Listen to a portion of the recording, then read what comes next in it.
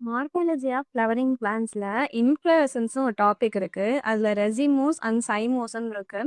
இதோட டிஃபரன்ஸ் வந்து தெரிஞ்சுட்டோம்னா, கொஸ்டின்ஸ்ல ஈஸியா அட்டெண்ட் பண்ணலாம். ஃபர்ஸ்ட் வந்து ஆர்ஏ ஞாபகம் வச்சுக்கோங்க. தட் மீன்ஸ் ரெசிமோஸ் அக்ரோபெட்டல் ஆர்டர்ல இருக்கும். சைமோஸ் பேசிபெட்டல் ஆர்டர் பிசி ஞாபகம் வச்சுக்கோங்க.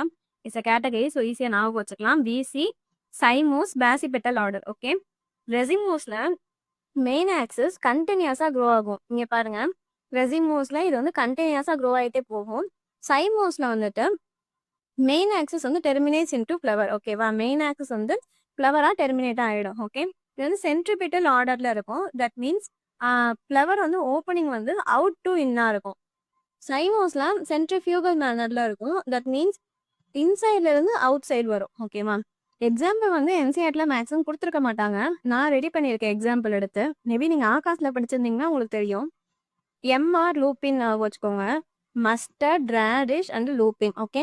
இது பிடிஎஸ், இது ஞாபகம் வச்சுக்கலாம். பௌகன் விலை, டயாந்தஸ் அண்ட் சலானம். அவ்வளோதான். தேங்க்யூ.